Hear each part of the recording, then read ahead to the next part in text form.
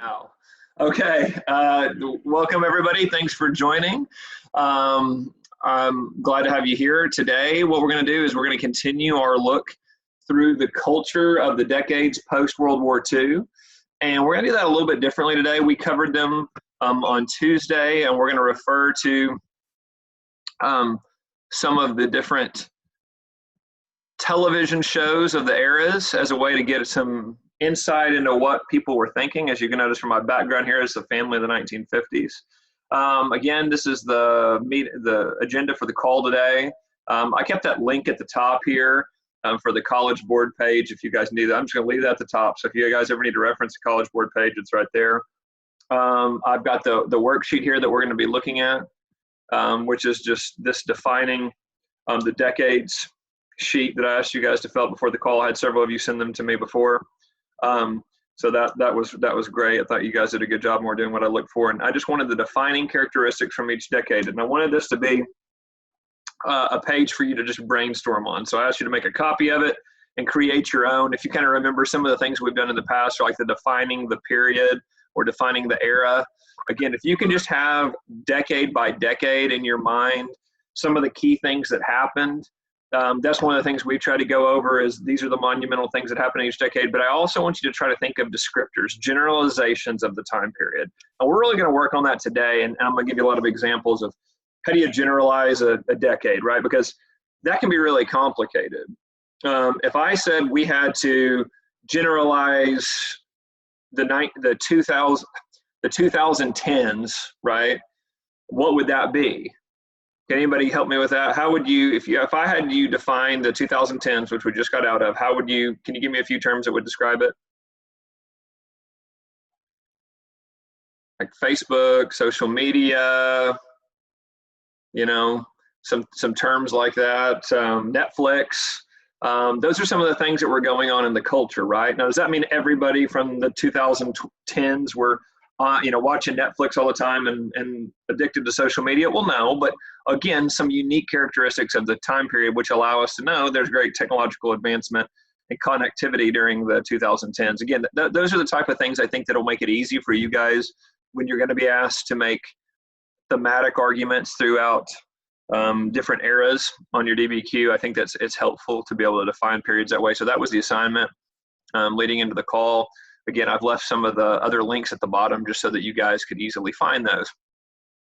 So again, I would have that sheet in front of you right now, or take notes, or again, reflect back to this. But what we're going to do is we're going to start post World War II in the 1950s. And if we had to do the World War II, what was society like in World War II? You remember most of the men, a large percentage of the men are gone. They are off at war. And the women are really not only working in the jobs the men left behind, but also trying to raise a family. A lot of uncertainty. What is the world going to look like? What is my home going to look like? What is my job going to look like? Is my husband coming home? Just a tremendous amount of uncertainty in the 1940s. 1950s, everyone is home. Okay. And now they're settling into this era of wanting to make a family, wanting that type of life. So here's what I want you to do. I am going to show you a popular TV show from a decade. We're going to watch a clip together. And when it's over, what I would like for you to do is give me what are some of the key things that you noticed that are represented of the decade. Okay, so we've already previously talked about the 50s, 60s, 70s. Now, as you watch this video, I want you thinking about that. And when it's over, I want us to have a discussion. I'm going to bring up some points that I think are very well reflected in TV of the time. So remember, 1950s, TVs were actually available in the 1940s, just not a lot of people had them. By the 1950s, your book talks about by 1956, you're going to have a majority of families that have one in the home. And then by the 1960s, you actually have a large plurality of families that have multiple TVs in the home. So the 50s is entering the age of families that typically would do just like the family behind me is doing, would sit down and actually watch a TV show together. And so it can be we can learn a lot from how the society viewed themselves by what some of the popular TV shows were of the time. So The first clip is going to be Ozzie and Harriet. This ran from 1952 to 1966. Ozzie and Harriet, starring the entire Nelson family. Ozzie, Harriet, David, and Ricky. Here is Ozzie, who plays the part of Ozzie Nelson. And of course, his lovely wife Harriet, as Harriet Nelson. The older of the Nelson boys, David, appears as David Nelson. And his younger brother, the irrepressible Ricky, played by Ricky Nelson. The Nelson's next door neighbor, Thorny, is played by Don DeFore. Boy, this runs into work. I'm sure glad you were willing to help. That's all right. Next time I'll tell him where to find you. Hey, there's Pop with the trailer. Why didn't he bring it back here? Sounds like he's honking for us. Be right there.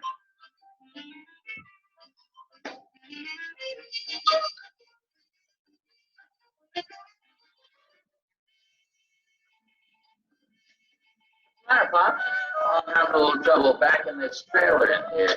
Can't seem to keep it on the driveway. So you're kind of hung up here. There's a truth to this, you know, Pop. You're supposed to turn the car wheels in the opposite way you want the trailer to go. Want me to do it for you? No, I'll drive. You just guide me. Yeah. Back, Rick. Okay, Pop. Straight ahead now. Okay, hold it.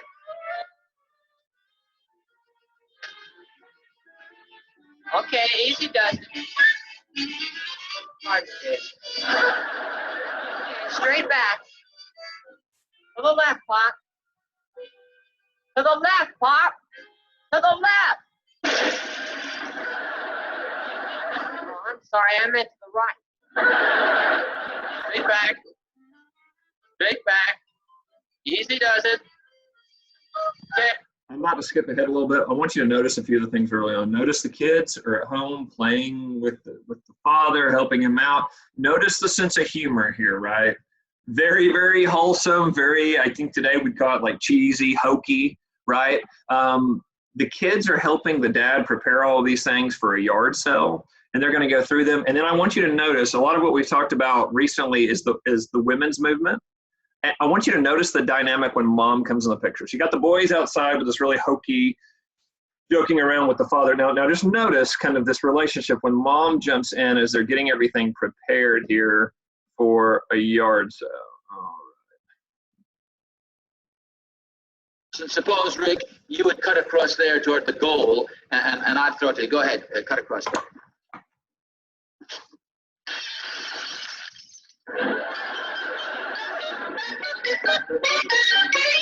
Okay, who's the wise guy? What do you think? Rick found my lacrosse stick up in the attic. Do it. Throw it on the trailer. It's practically as good as new. Throw it on the trailer. Oh, Harriet, if we don't throw away perfectly good usable articles. Well, anyway, right now I want you guys to come in the house and help me carry out some stuff. An old ironing board, 6 curtain rods, and a box of broken glass. You heard your mother, fellas. Go in and give her a hand carrying that stuff out. Meanwhile, I'll lug some of this heavier stuff over the trailer. Go ahead, boys. Well, I'll sure be glad when I'm ahead of a family.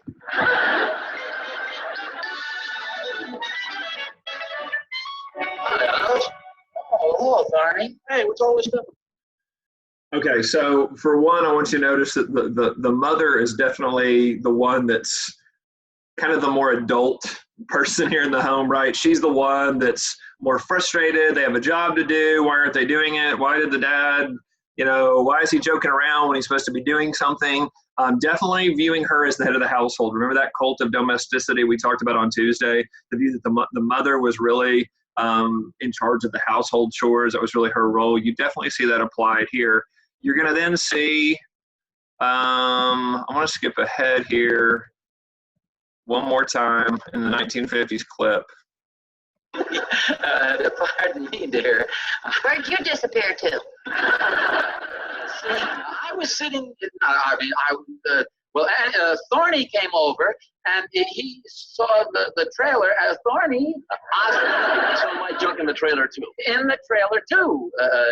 Help yourself. Oh, Gee, I'm sorry. You and the boys have got all the stuff loaded on there, haven't you? I'm sorry, dear. My timing was so bad. Oh, no. Your timing was perfect. Okay, so a few of the things that I wanted to point out from that, and it's funny when you see the dad ends up not wanting to sell everything. He keeps saying, I want to keep that, I want to keep that. Why would you think they would use a depiction of a family in the 1950s having such a hard time finding things to sell in a yard sale? What might that be indicative about the generation of the 1950s? What all have they gone through? They went through the Great Depression, and so they didn't have a lot as like probably children, and so they're keeping everything. Absolutely. I mean, I think that's a great way they throw in a TV show here. I mean, 1950s, you're not throwing stuff away, okay? You're not giving stuff away. I mean, these are the families that went through the Great Depression, went through a war, and there was this frugality that we're not just going to go out and spend like crazy, and also like when we have something that's ours, we're going to hold on to it. So that's interesting they throw that in here as well. But notice the family, and if any of you are familiar with the show Leave It to Beaver, that was another really popular show in the 1950s.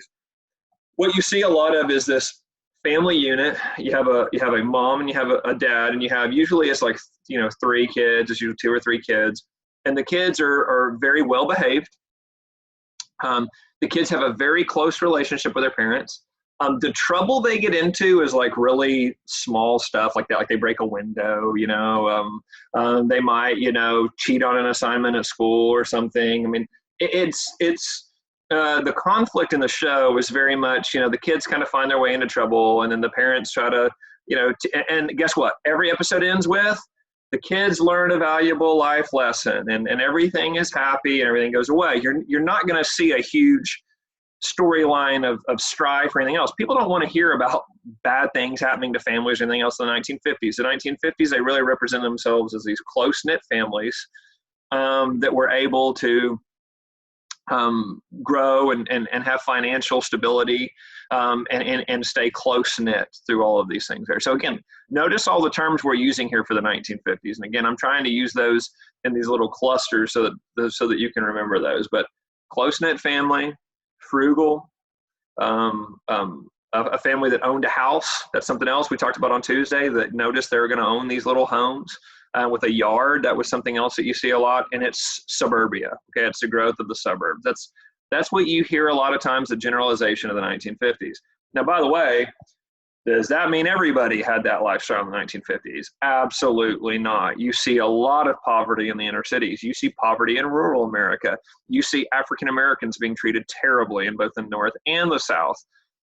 You see factories paying their wage workers a very low cost or very low salaries and things like that. So, but again, this is when we're speaking of generalizing a time period, you often see the 50s depicted in this way. So let's go think about that, and let's jump into the 1960s with the Addams Family.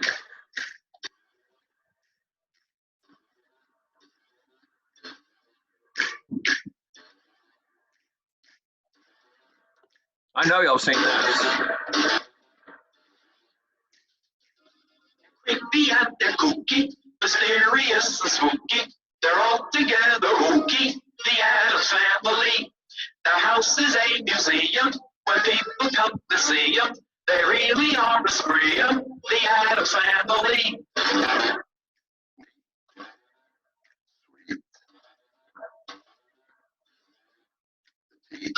So get a witch's shawl on, a broomstick you can crawl on. We're gonna take a call on the Addams Family.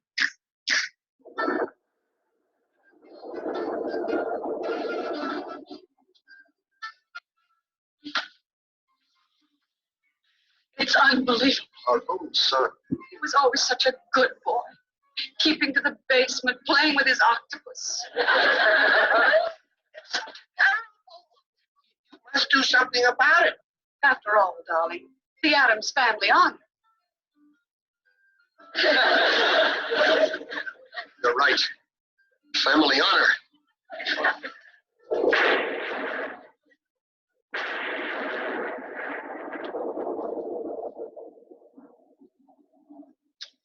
worse than I thought. He's wearing it. I don't believe it. I want to see it with my own eyes.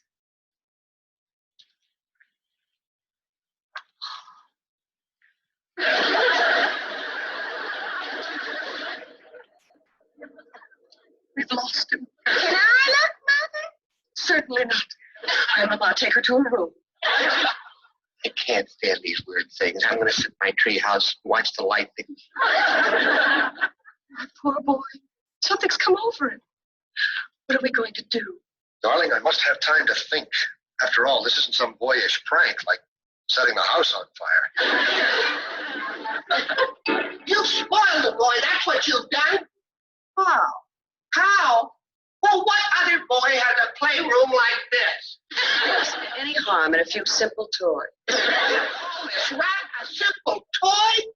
Why, this is luxury. Pure luxury. And how about the satellites? It was the boy's 5th birthday. He was so tired of his blowgun. Oh, fine.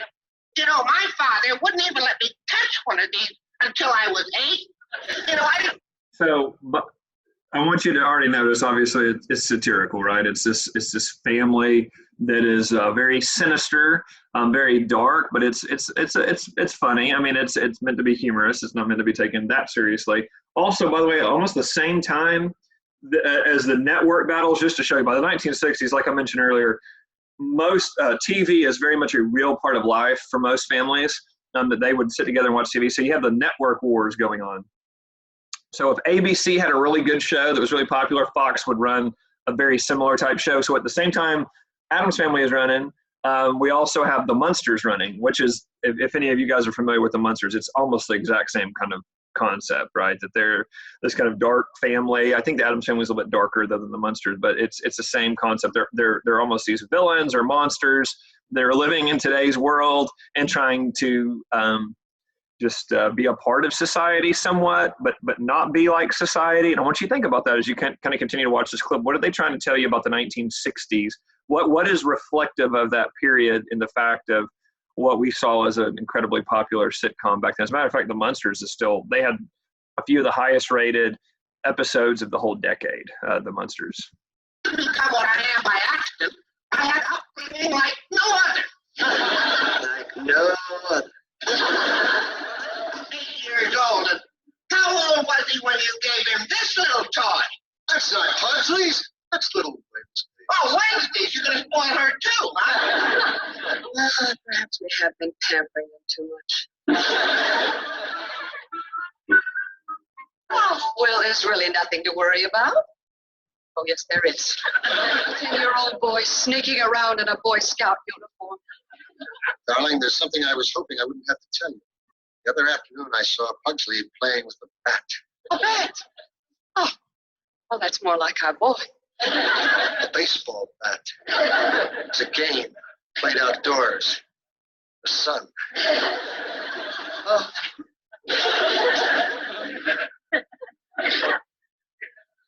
Know what I think? The boy needs help.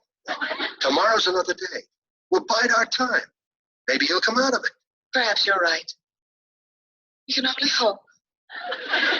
Let's go upstairs to bed. Okay, so again, you've got a show that notice, and again, anybody, do we have any fans here? As I'm kind of looking at some of you guys popping up on the screen. Any fans of the Addams Family or the Munsters? Any of you guys watch this? I always have a few students that actually really like the Addams Family. I think, didn't they do a reboot or something a few years ago, I feel like? But I always have a few students that like to watch those shows. But so one of the interesting things, the family dynamic is still intact. Okay, it's still the mom, the dad, the kids. But notice the very anti-traditional feel that they take with everything. Again, it's satire. But again, when we talk about 1960s, again, thinking of those catchphrases that or the series of terms that might help you define that period, it's very much the countercultural movement. Remember, this is when we see the hippies. We begin to see the very anti-establishment forces in politics as well. We begin to see the social movements really pushing back. Thank you, Corey. Corey watches the Addams Family. Very nice. But the satire is, we don't want to be like society. Society has put all these structures in place and they say that you got to be this way or do this thing. It's a very much an anti-conformity message here. And by the way, and they do it in a really funny way. It's a very interesting way that they decide to get that message across. And again, like I said, the Munsters being so highly rated several of their shows, it's a really good take on it. They're still not being edgy from the sense of tackling like a really dark, like you're going to see in some of these sitcoms later, like nobody has like a major drug problem, a main character doesn't die. I mean, we're not seeing that kind of thing. We're seeing, you know, jokes about what happens at school, and they always have these weird situations, like they're at school and they join the band, and then they drop a knife on the floor, or they shoot somebody out of a cannon. I mean, it's always these bizarro storylines about like how they don't really fit into society. But again, in the 1960s, you're going to see that popular sentiment being that not only do a lot of young people feel that they don't fit into society, that's okay, that maybe there is a lot of value to be seen from not fitting into society. So a lot of similarities there. The core family staying intact, by the way, still a good relationship. Kids still have a good relationship with the parents, but the relationship is different. It's not as, in the 50s, you see this really deferential relationship. If I would have kept playing that out, you'd have seen them, yes, sir, no, ma'am, just very deferential to their parents. You don't see that in the Addams Family. As a matter of fact, I don't know if you caught this. They actually call their parents by their first names. Now today, maybe that's not that strange, right? But I mean, in the 60s, that's that's definitely new. You didn't hear kids walking around in the 1950s calling their mom Dan or whatever. I mean, but in the 60s, as you begin to see this movement begin to gain more ground, the countercultural movement, kind of the questioning of societal norms, that's just a little example there of that. So that's 60s. Yeah, those are some of the terms I want you to remember when you think about the 1960s. Now let's talk about the 1970s here with All in the Family, popular show that basically ran the span of the decade. From Television City in Hollywood. Boy, the way Glenn Miller played. Songs that make a hit parade. Guys like us, we had it made. Those were the days. And we do There's a man or man.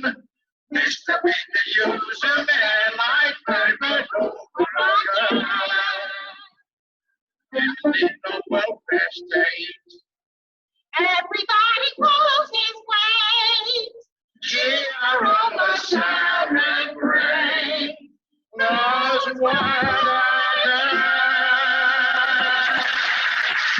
Okay, first of all, if your eardrums are still intact after that, I did want you to notice in the theme song, they mentioned the welfare state and how everyone should pull their weight.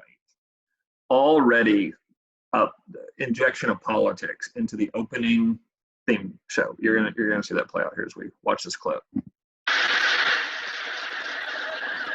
You in a white nut TV set, you know I watch football highlights every week at this time. I know, but in a few minutes, Channel 13 is rerunning that special on pollution with Jack Lemmon. And I want to learn anything about pollution. I don't have to learn it from no millionaire actor. He's got enough better to do to sit around on his stuff dreaming up causes. If he wants to unpollute something, let him unpollute the movements, huh? All them nudies. I see. We're always watching football. I think it's important that we learn a little bit about our polluted environment. You're polluting my environment. Now get away from my set. Can't we at least sit down like rational people and discuss this? Discuss. Why with you is always everything got to be like a meeting? Because in a meeting, people sit down together and exchange ideas. Okay, sit down. Huh? Yeah, let me hear your idea again. Okay, I want us to watch Jack Lemmon and a group of famous scientists discuss pollution and ecology on Channel 13. Good. I want to watch football highlights on Channel 2. Now, guess what's going to happen?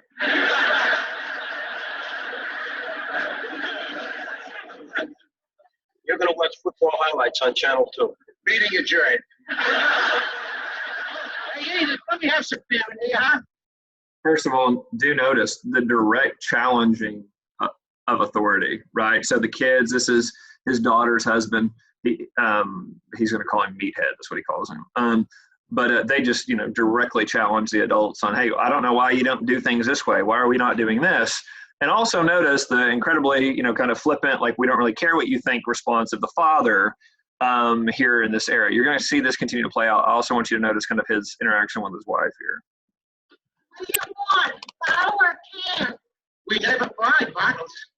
I'll bring your can. About time. Wait till you see what I got here. That rash you got from the guy Michael left beside of me. From now on, I want to know what's in everything I buy. So I stopped off at the health food store and got some natural foods. You get anything for sandwiches? You can't get anything more natural than bologna. Organic. Eggs. Tiger's milk. What's that? Wheat germ, decimated liver. What is all this garbage? Where's my crunchy cereal with the animal cutouts on the box?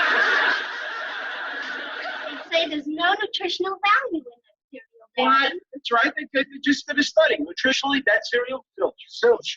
Have you any idea the famous athletes and coaches that were brought up on that? And I mean the all-timers.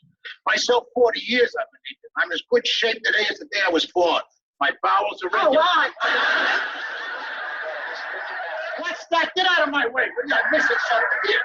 I missed it. Play of the week. Alvin Havens, 88-yard run back, and I missed it. It's your fault. Okay, before we get into this part, notice in the 1970s, we have the Environmental Protection Agency is created. Notice the younger people are very concerned with what is nutritional, what is hygienic, where did it come from? You're going to see that play out here in a second. And the older generation is not. Remember, Archie Bunker is the guy's name. He really is the generation that came out of World War II, right? So notice his age here. We're talking 1970s. I don't know. I'd probably put him in his 50s, right? Mid to late 50s. So that would have put him about the generation. He talks about being in Korea. So he was in the Korean War after World War II. Coach Walters. Yeah. Hasn't it been said multiple times that Archie Bunker and this All in the Family could not air in today's society because it was so controversial the way he talked and the way he spoke to people?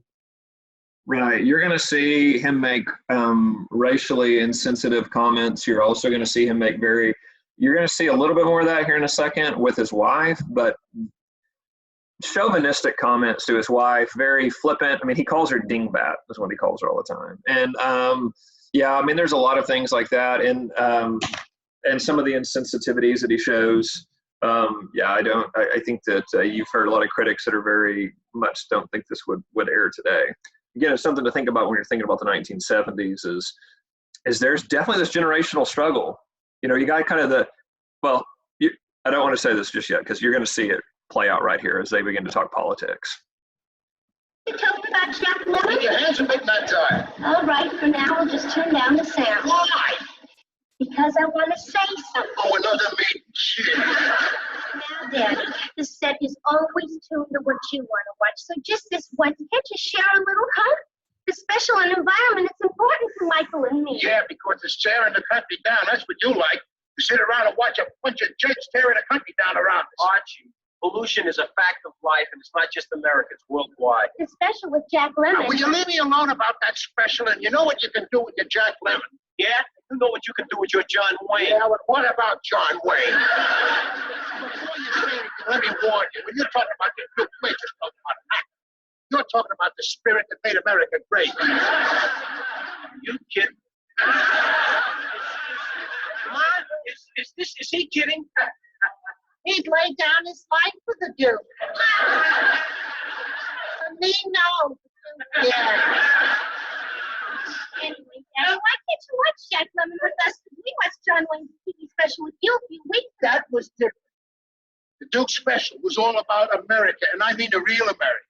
Oh, well, then it must have been all about our racial problems, huh? Sing Out Sweet Land, it was called, and it was beautiful. And the crisis in the city. Must have had 100 stars. The war in Vietnam. Sing Out Sweet Land. It's all about what's good with America. It's all about John Wayne. Well, John Wayne is what's good with America. That's right. One of those wise guys. You can take your Jack Lemmons, your Paul Newmans, and your Marlo Brandons. Put them all together, they ain't fit to hold a dude's coat. Archie, any one of those guys got more brains in his little finger than John Wayne's got in his whole body. Nuts to you. Yeah, I found it all. Okay, it's a great back and forth they have there about, what's great about America, right? You've got the older generation going back to all of those kind of nostalgic memories, and you've got the young guy going, look, I mean, we're in a war that's unpopular. We're trying to do a pollution. We're having a hard time, and it's just politics is so embedded. There's another episode. It actually is later in this episode where he admits that he writes a letter to President Nixon because a cream that he used gave him a rash. The young man. And Archie Bunker just loses his mind. He's like, why are you bothering the president with the rash you got from you can imagine where it goes from there. But again, in the 1970s, you see the countercultural movement has gained some political power and momentum in the 60s. In the 70s, you see the older generation. They elect Nixon in 68. They re-elect him in 72.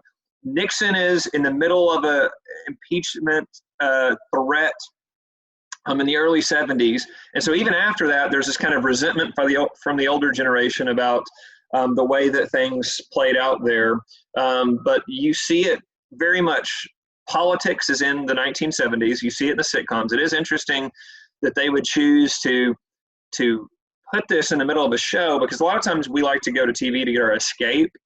But I will point it out, notice the humor, right? I mean, even if you completely disagree with either character, the back and forth between Archie Bunker and Meathead is really pretty comical. I mean, and that's really the big part of the show is, them kind of making fun of each other all the time. And so they do a good job of being able to do that and be watchable, right? Because, I mean, TV shows often struggle with that. Are we going to get really involved in politics? Because then a lot of people are probably going to get tired of watching it. But in the 1970s, if you wanted to draw this conclusion from it, it was just such a political time, politically divisive time, as you see the establishment forces kind of fighting back against that countercultural movement. So family's intact, okay? Different dynamic, older kids. So you don't have the 50s and 60s. You really see this feel on TV of hey, this is the perfect family, older kids, really, or older family, really young kids. Now we kind of doing this young adult stage. That's kind of more becoming more popular in sitcoms. Again, you don't see the deference. In the 60s, you saw the kids starting to push back some, using their parents' first names. In the 70s, in these sitcoms, the kids are arguing with the parents. Now, I know these are older kids, but you just see that addressing specifically, well, why do you get to pick what's on TV? Well, that's always what you want to do. Well, why do you buy this food? And that's really very common throughout the show, is the kids questioning what the adults are doing. So that is another interesting part of society in the 70s, and there's a lot of uncertainty. We talked about the sense that there was stability in the 50s. Late 60s, early 70s, you're not seeing that. Okay, we talked about all the assassinations in the late 60s. We talked about the civil rights movement and how, Martin Luther King's assassinated, Malcolm X is assassinated, so there's all this turmoil. What's the future going to be like? You heard him reference it very briefly. That's a common theme in the show as well. How do you deal with the civil rights movement? They talk about it openly on the show. So it is fascinating, as Coach Hampton pointed out, to go back and watch the show, because they say things you're like, I can't believe you just said that. But they do engage politics in a way that, at least at the time, drew good ratings. People watched it. Had his rant about the Democrats. I play that in class every year because you just couldn't. It is an open, honest critique of everything when he rants about the Democrats. And you're right. We bring this up all the time, but it's fascinating to me to look at TV shows by decades. I know you're going to get there, but you can definitely see a shift in every way, shape, and form because people get kind of turned off by that, right? Today. Oh yeah, it's hard to have a real political sitcom going on, and you're going to see. Let's jump to the 80s.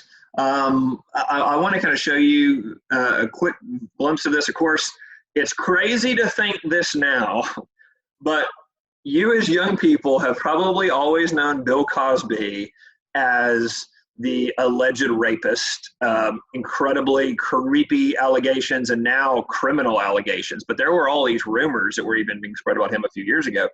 In the 80s, he literally wrote a best-selling book called Fatherhood, How You Are a Respectful Man in Society. He was absolutely viewed as kind of a moral figure in Hollywood. So I know that's hard to think going back and watching here a clip of The Cosby Show, but that is actually, until the last 10 years, that's really what his reputation was like. So let me show you a clip here from The Cosby Show, which ran from 1984 to 1992.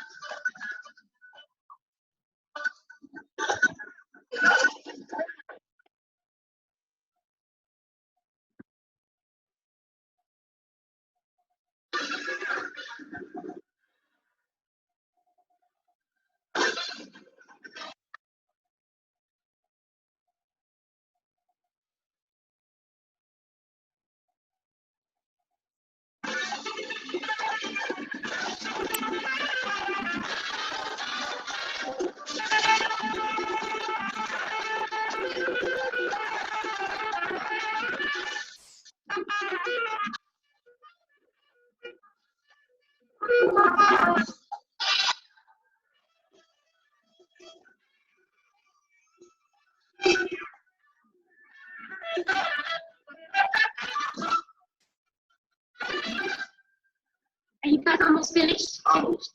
Just sort of hurry up. We've got 2 people coming. Maybe this won't take long. Yep. You really. No, let me tell you.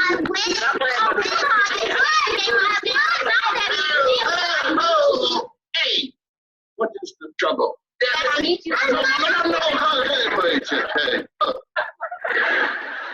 One at a time now. I need to use the room. 2 girls from the pep squad are coming over, and they want me to help them write new cheers. Well, why don't you take them up to your room? Because it's not big enough.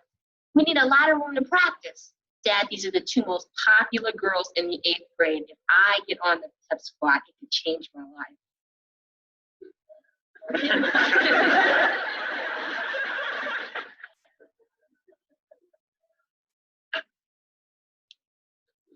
Take this stuff upstairs.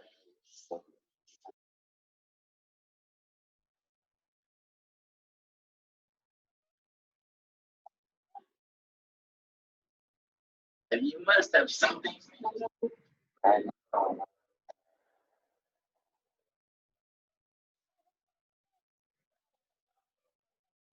Try.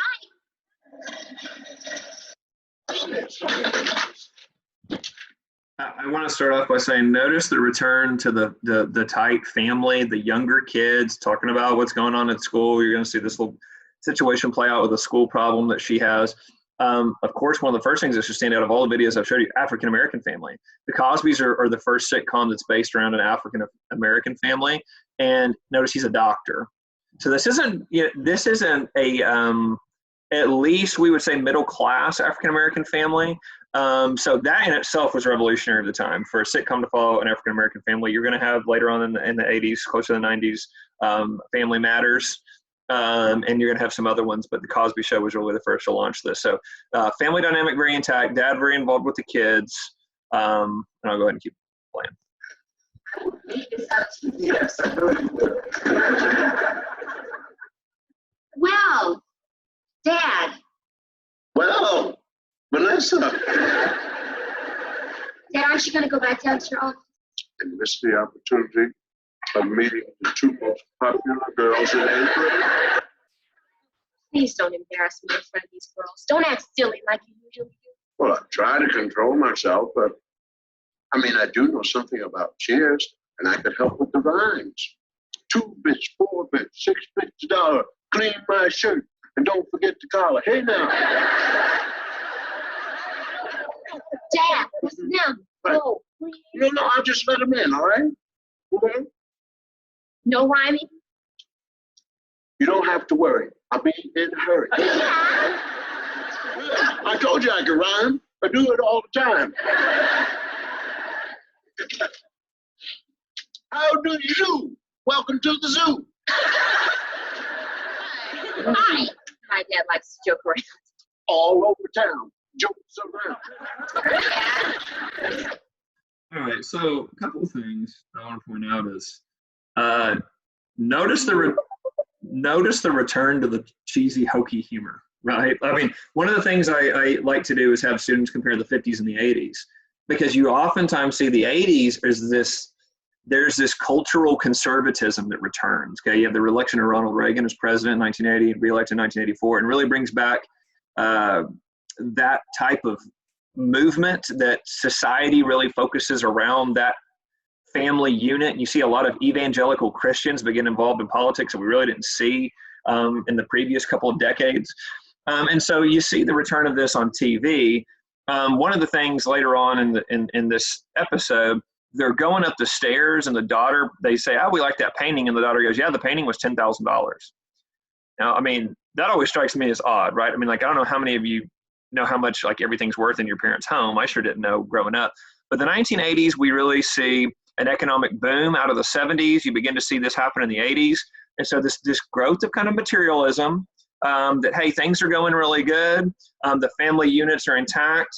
And so you really see this sense of, at least, again, I want to be sure to put the disclaimer, we're speaking in generalities. That doesn't mean everything was that way. Guys, we have a drug epidemic that's going to be going on in the late 80s. So it's not like things are all peachy. But we also have issues with workers' rights and things like that. And we also have civil rights issues that, again, goes out even outside of the African-American community. We have that along with Hispanic Americans, Latin Americans. We have the homosexual community that has several, in the late 70s and early 80s, are several incidents that they encounter as well. So there is strife, but again, speaking generally, a lot of times historians like to compare the 50s to the 80s. So, Mr. Walters, I would also just add, this in the 80s, we really are going to have cable TV come on the scene in full force, so people can kind of, like, the Cosby Show was cool, but a lot of black people are like, man, my dad's not an OBGYN, I don't have a 2-story house, my mom isn't a lawyer, and so it really wasn't representative of black culture at that time. Now, there were some other sitcoms that were before that, Sanford and Son, the Jeffersons and stuff like that. But even the Jeffersons, I mean, those were well-to-do people. And so it was really kind of interesting to see. And like you said, it wasn't until like about the 90s where we get Family Matters, where you're going to get a lot of people that kind of represent that depiction of the black family on TV. That's a great point. I mean, the Cosby Show is so they don't deal with there's one episode where they deal with a serious issue about there's a suicide, and they talk through that. But again, you hear a lot of African Americans, in the 80s and 90s talk about, I mean, they're not dealing with the drug issues. They're not dealing with, I mean, they're not in poverty. I mean, it's a very different environment than what a lot of African Americans are experiencing in the 1980s. That's a great point. And you also had Bill Cosby, not in the show, but in the real world, criticizing African American fathers for not taking care of their kids. I mean, you had Bill Cosby sort of in the ivory tower preaching down to members of the black community, and they did not appreciate that. They did not whatsoever. Right. And so you guys see, I mean, it's fascinating in that there's a show centered around African Americans, but there's so much of of the African American experience in the 1980s that's not captured in the show. So that's also an interesting dynamic there. I'm not going to show you guys clips from the 90s, but like my two favorite shows to show the 90s is two of the most popular shows are Friends and Seinfeld. I want you guys to think about Friends and Seinfeld. It's not a family. It's a bunch of young people that are living in a big city that are, doing the single life. Again, we see a lot of that kind of the materialism of the 90s. And we also see people begin to, hey, we'll delay having a family till later. The single life is fun. Again, I know a lot of y'all watch Friends on Netflix, so you know what I'm talking about. I always like to ask students, what about the 2000s and the 2010s? What would you say is an appropriate depiction of those times? And I think Mr. Mack makes a great point that in the 80s, you really see cable television. So now, I mean, guys, until this point, until the 80s and 90s, when I'm showing you a TV show, like when I showed you All in the Family, when I showed you, guys, most people had like 4 or 5 channels. I mean, like most people, if you turned on your TV, you were watching one of these things. So now I think it's a lot more difficult. We can talk about shows that have caught people's attention, right? But you still don't have this whole, at least forced phenomenon. Now you have something that might go viral, right? I mean, like I always like to use Modern Family, right? I mean, Modern Family shows that the way we view family has changed dramatically, right, in the last 10, 15, 20 years. Also, like reality TV. You know, people have really wanted this. We're tired of, I mean, again, back to Mr. Mack's point, we're kind of tired of people telling us what reality is like and getting it wrong. We'd rather just see real people. And as a matter of fact, we kind of appreciate that more than we do actors. Those are all very interesting social commentaries, right, on today and what that says about the period. And when the Survivor reality show hit, I remember everybody tuning in because they literally labeled it as a social experiment, putting all these people on an island, having them vote someone off. Like, I remember that phenomenon being a thing where everyone on Thursday night went to their TV and watched to see who got, quote, voted off the island. Yeah.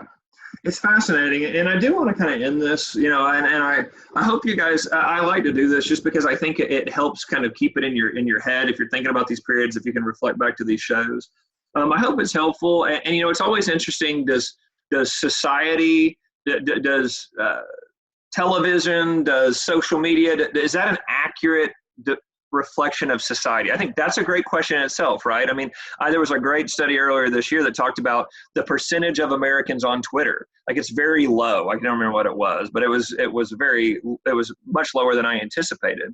But the whole article was basically just saying, look, you get on here and you see everybody's responses and you assume that's very reflective of the real of reality, but that's not a whole lot of people when you look at it in totality. So are sometimes things distorted? I think that's an appropriate conversation to have and think through. I do think it does say a lot about society and what our interests are, you know, and it might not be a completely appropriate reflection of ourselves, but it's almost what we want to see ourselves, right? And I think that goes back to the comment on the Cosby Show, that race relations had gotten a lot better. And there's a sense where we probably wanted to believe it was a lot like the Cosby Show, when a lot of African Americans are probably going, I wish it was like I wish those were my problems, right? So I think that you've got to absolutely consider that as well. And it's also interesting that the 70s was willing to take that experiment into, we're going to let politics be a big part of our sitcom viewing. I mean, just, you know, traditionally that's been really kind of tough for people to get. I mean, I guess though now, I had a student point this out a couple years ago. You know, you have like the Daily Show. You have the show with Jon Stewart, not Jon Stewart. His name's escaped me. It's John Oliver. I mean, you've got those shows now. Bill Maher, where hey, we can talk politics, but we're going to do it in this really jokey, satirical way to really get through it. So I guess we do have some people that do that today, but it's a tough one to do. So guys, that's what I had for today. Again, to take us through those time periods there, I want to do one last look here at the agenda. And guys, one of the things that I wanted to talk to you about really quick before we get off the call is kind of this schedule going forward. So the Millwood students weren't able to join us today. They're kind of going over a training right now. But for them to join on Thursdays, we would need to do this at 3:00 p.m. And if that's okay with everybody, if we did Thursdays at 3, I'm going to do Wednesdays at 3 and Thursdays at 3 for them. And again, I'm going to put that on here for everyone. McAllister students, I know I've traditionally done this at 2 o'clock with you. We can keep Tuesdays at 2. We can move it to 3 also. I mean, I can adjust my schedule accordingly. So I'm going to not settle on that. Parents today that it was at 2 p.m. on Tuesdays and Thursdays. So if we're going to change that, I need to know so I can get a message out to their parents. Yep. Well, Thursdays need to be at 3 unless we hear a lot of pushback from the kids on that. But Tuesdays, we can keep it at 2 if you want, or guys, we can move that around. That's up to you guys on that. And then, of course, Wednesdays, I'm going to do one at 3 o'clock, and you're more than welcome to join that. As a matter of fact, I would like for you to. So That's up there. So please get back to me on that, on how those times work with you, and I'll continue to do that. And again, if anybody, Corey Alberson, you weren't getting the emails back and forth, please, if I'm not getting them, if you'll send it to Coach Hampton, he's forwarded them on to me. But I don't know what the difficulty was with those, but we'll figure that out. Okay. Are there any other, I know I did a lot of talking. I want to make sure we got through all of that. So,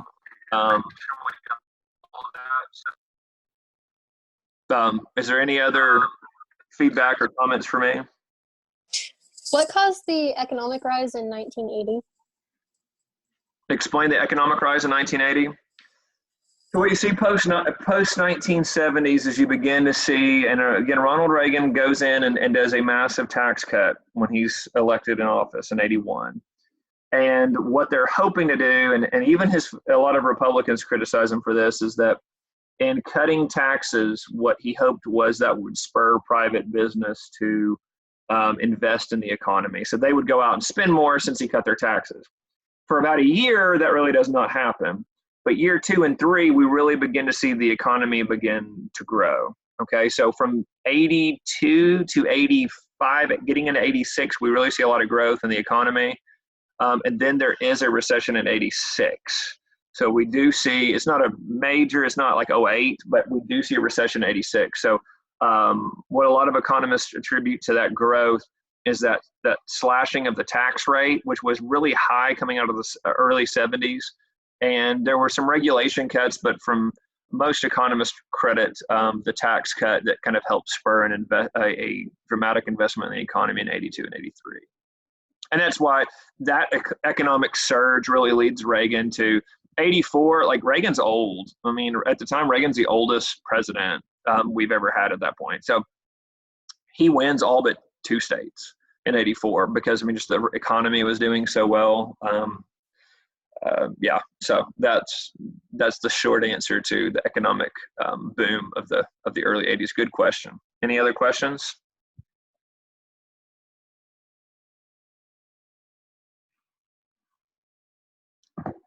Okay, I do see, again, I'm going to just kind of circle back through these comments, but I do see some other people have a Zoom at 3 o'clock on Tuesdays. We can keep 2 o'clock. I mean, that doesn't matter to me at all. But yeah, we'll make it work. I'll send out an email to everybody. And again, if you guys have any comments on the times, again, I've got a lot of flexibility. I'm just trying to kind of, if we're going to do a call, then get everybody on there. And I see a few other people have said they can't do Tuesday at 3. So we'll keep Tuesday at 2. Yeah, we'll just keep Tuesday at 2. And we'll move on from there. Guys, I really appreciate it. Like I said, I hope this was helpful. I know that video quality wasn't great for some of those, but I appreciate the comments and feedback. And I'll give you out an email soon. I'll put this up on YouTube, or maybe if you're not watching it at a computer, that might be a better way to watch those actual videos. And I look forward to seeing you all next week. So have a good weekend.